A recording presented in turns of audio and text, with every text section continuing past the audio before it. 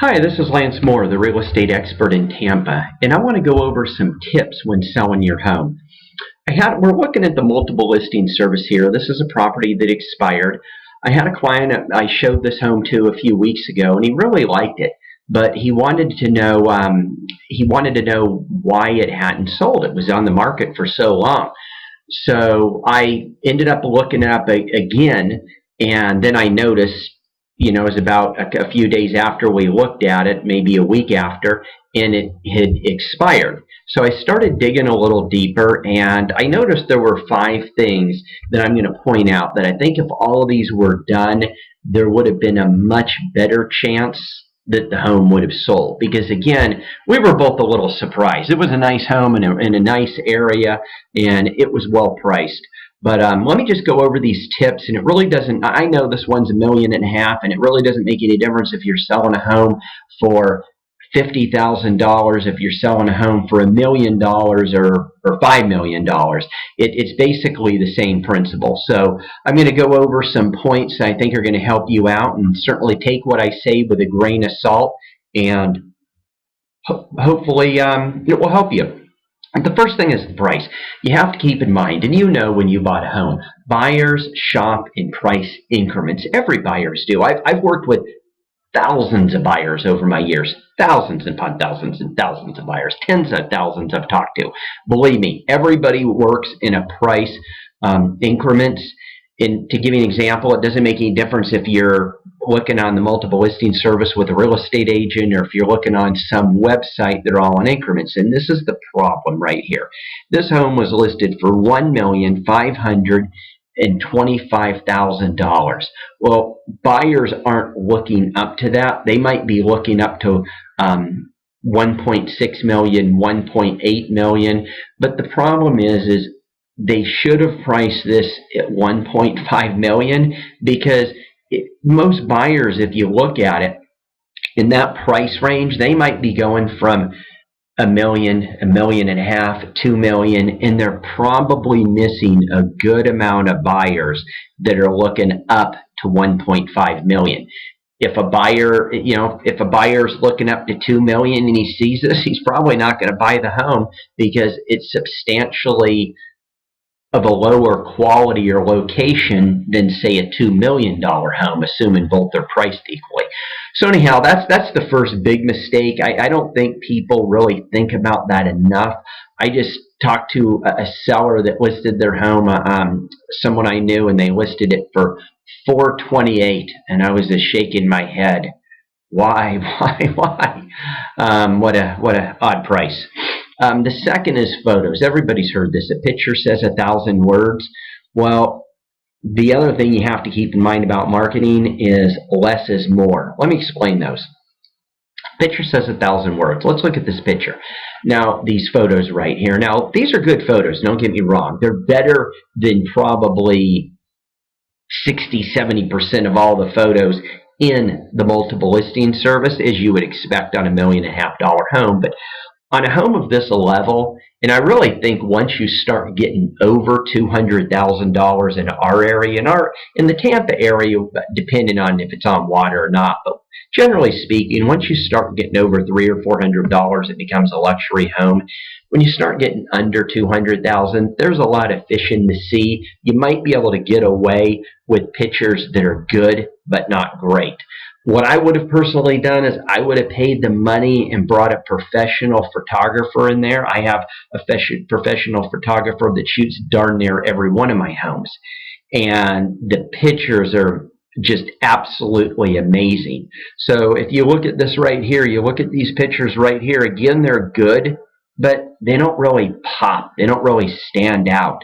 They're just nice pictures, but you could tell they were probably just taken from a regular camera from, someone who's, just took the pictures. So anyhow, I would have brought a professional photographer out and really made these pictures pop. The second thing is you don't want to put too many pictures. I think one of the mistakes that agents do, one mistake is they just put too few pictures, and that just really annoys buyers. And the second thing I see them do is they just put way too many pictures. They'll put 20 pictures, 25 pictures. You want to give someone enough pictures for them to want to actually come out and see the home. You don't want to give them so many pictures that they have already felt like they've looked at the home. Look, I know buyers want that, but you can't always give buyers what they want when you're selling a home. You need to, basically wet their whistle, if you will. Get them to come out and look. Give them enough information that really intrigues them so they come out and see the home. The third thing is location. Buyers look in location. Someone might look in an area, the city, the subdivision, and let me explain this right here. What this is right here, this is the subdivision name. Okay, this is to help buyers out. An agent goes in the multiple listing service. They type in example, the Hyde Park. This home is basically in Hyde Park right here, but it doesn't say Hyde Park, so this home would never come up. No one would ever know. What I would have done is I would have typed Morrison Grove dash Hyde Park. That way, when someone's looking at a home for sale in Hyde Park, my home's going to pop up. This down here is the actual legal description, so when they're drawing up a contract, they're going to come down here and get the legal description. So, and I've had other ones. There's an upscale community, Tampa Palms, and 98% of all the homes, maybe 96, are listed in Tampa Palms. There's this one really nice area. It's listed in Technology Park. So when I've had listings there, I put Tampa Palms dash Technology Park. That way, when an agent is searching for a home in Tampa Palms, my listings come up. Well, all my competitors in that section do not come up because they all don't do that. So, and Tampa Palms is a very, very desirable area. So, we'll go on to the fourth. The fourth one is public remarks. This is basically the writing in the resume. You have to look at the multiple listing service as a resume. When a buyer goes on and they read this little description right here, it has to engage them along with the pictures. I mean, they're already going to know and see the address, the bedrooms, the bathrooms, the price. They're gonna put all that in their search criteria if they want a pool or no pool, etc. But this, what I would have done, this is a couple sentences, nice, nothing too engaging. An example: wonderful, historic home. I'm sorry, forgot to turn off my email. Historic home, etc. It says in Hyde Park right here, and gosh, blast it. It says in Hyde Park right here. So this is an example in Hyde Park, but this should be up here in the subdivision section. And again, you have on Bayshore, built in 1916. Well, that's already right here. Okay, you get the point. I would have just hired a professional writer to write this right here. I would have gone through the home with the seller, taken notes. I would have turned everything over along with some pictures to a professional writer and had them write something up here that was really engaging to a buyer. Very important on this right here. Really, a lot of people overlook it. And the last thing is, not all realtors are equal. You hire the realtor, not the company. I know a lot of people are caught up. I worked for Keller Williams Realty for 14 years. I used to be a trainer locally and regionally. And a lot of people would say, oh, I want a big company, Keller Williams or Coldwell or whoever. It's the agent that you hire. You need to interview the agent. The company's not the one that's going to be negotiating, looking out for your best interest or any of that. It's going to be the agent. And let me give you a statistic, and this is a sad statistic but true. 7% of all the realtors sell 93% of all the real estate. So the question is, do you want to hire someone that's in the 7%, the top 7%, or do you want to hire someone that's in the bottom 93%? Just a question. I ask people sometimes this when I go out and when I'm talking to them on the telephone or go out on an appointment. So let me put it a different way. If you were convicted of a crime you didn't commit and you were going to face years in prison, if both attorneys were the same, would you hire an attorney that's relatively new, just out of law school, that's never tried a case? Or would you hire the best defense attorney that money could buy? especially if everything's the case. Well, that's a no-brainer. But this is an example right here that you have to look at and you say, okay, well, who did I hire? Now, keep in mind, there's a difference between what the price of someone's services is and what it cost them.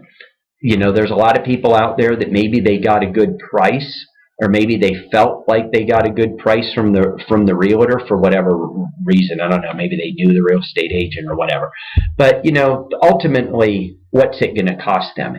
And this right here, it could have cost them the sale of the home, or if it ended up selling, it might have sold for far less. So that's just something to keep in mind. Again, take all this with a grain of salt. And let me get back to one thing in price. This is sort of just an extra tip.